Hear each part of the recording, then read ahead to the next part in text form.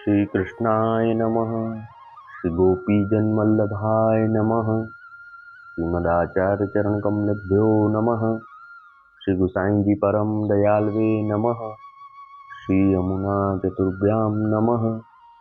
श्री गुरुवे नमः। श्री गुरुचरण कमलेभ्यो नमः। जय श्री कृष्ण। अब श्री गुसाई जी के सेवक एक विरक्त हतो, वह गुजरात में रहतो।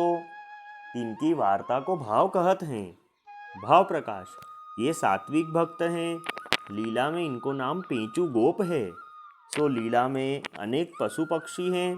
तीन सबन के एक एक न्यारे न्यारे अनेक भाव हैं। सो सब स्वरूपात्मक हैं। तामे यह पेंचू तमचर के भाव रूप है। सो प्रातःकाल होई तब वह नंदालय में आवत है।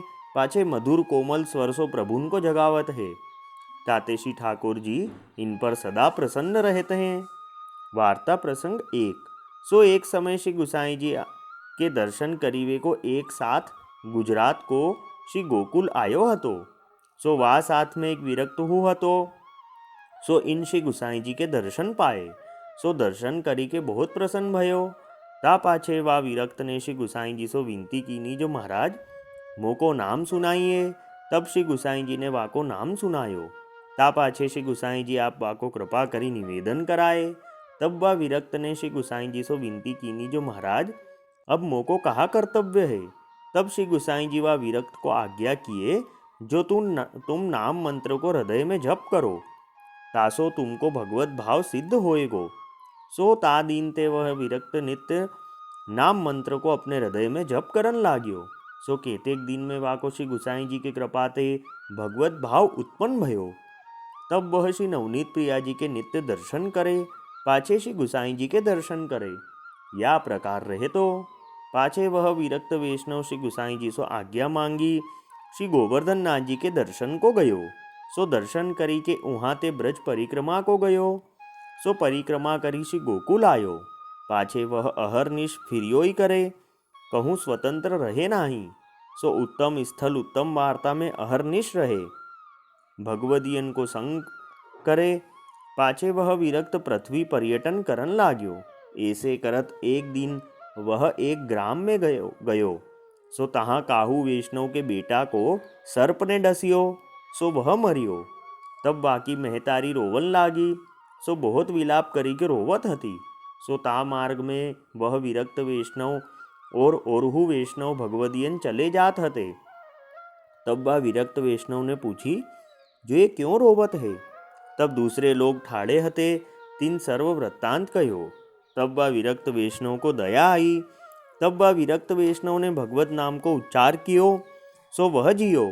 तब सब लोग वाके पाछे पड़े और कहन लागे, जो यह विद्या आपके पास है सो हमको सिखाओ। तब वह विरक्त वैष्णव ने कहो, जो हो सिखाऊं तो सही, परंतु तुमको हमारो विश्वास नहीं आवेगो। तब उन वह विरक्त वैष्णव सो कहो, जो विश्वास कैसे नाही होएगो। प्रत्यक्ष देखी के विश्वास न आवे सो कैसे माने। पाछे विरक्त वैष्णव ने कहो, जो हम तुमको यह मंत्र सिखावत हैं, सो तुमहु अहर्निश कहियो, जो श्री कृष्ण शरणम मम। अहर्निश कहते रहियो। तब उन विरक्त वैष्णव सो हो, जो ए मंत्र तो हम जानत ही हैं, पर ही दूसरो मंत्र क्यों नहीं कहत हो। तब वह विरक्त वैष्णव ने कहो, जो यह मंत्र सर्वोपरि है। ता पाछे वह विरक्त वैष्णव उहाँ ते आगे को चलियो। सो ऐसे अहर्निश फिरियो करतो। सो जहाँ ताई विरक्त वैष्णव की देह चली, तहाँ ताई फिरियो कियो। सो ता पाछे वह विरक्त वैष्णव की देह छूटी। सो श्री गोवर्धन नाथ जी के चरणारविंद में प्राप्त भयो। भाव प्रकाश, यह वार्ता का अभिप्राय यह है, जो वैष्णव को विश्वास पूर्वक अष्टाक्षर मंत्र को जप करनो, ताते सर्व कार्य की सिद्धि होत है। अविश्वास बाधक है। सो श्री आचार्य जी महाप्रभु विवेक धैर्याश्रय ग्रंथ में लिखे हैं 100 श्लोक। अविश्वासो न कर्तव्य सर्वथा बाधकस्तु सह। ताते वैष्णव को अविश्वास सर्वथा न करनो, काहे ते जो यह आसुर धर्म है, ताते भक्ति में बाधक कयो है। सो वह विरक्त वैष्णव श्री गुसाई जी को ऐसो कृपा पात्र भगवदीय हतो, ताते इनकी वार्ता कहाँ ताही कहिए। अब वार्ता का संक्षिप्त सारांश हिंदी में। अब श्री गोसाई जी के सेवक एक विरक्त जो गुजरात में रहते, ये सात्विक भक्त हैं। लीला में इनका नाम पेंचू गोप है और लीला में अनेक पशु पक्षी हैं जिनके अनेक अनेक भाव है। ये सब स्वरूपात्मक हैं। ये नित्य नंदालय में आते हैं और मधुर स्वर से श्री ठाकुर जी को जगाते हैं, इसलिए इन पर श्री ठाकुर जी सदा प्रसन्न रहते हैं। तो एक समय श्री गोसाई जी के दर्शन करने एक संग श्री गोकुल आया। उसमें ये विरक्त भी आए और श्री गोसाई जी के दर्शन किए।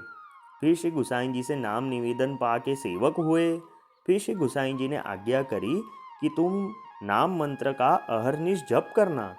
फिर श्री गोसाई जी की कृपा से उनको भगवत भाव उत्पन्न हुआ। फिर वह श्री गोकुल में रहे और श्री नवनीत प्रिया जी और श्री गोसाई जी के नित्य दर्शन करते। फिर श्री गोसाई जी की आज्ञा मांगकर श्री गोवर्धन नाथ जी के दर्शन को गए। फिर वहाँ से ब्रज परिक्रमा करी और वापस श्री गोकुल आए। और फिर ये जहाँ कहीं भगवत वार्ता होती, सत्संग होता, वहाँ बैठते और नित्य वैष्णवों का संग करते।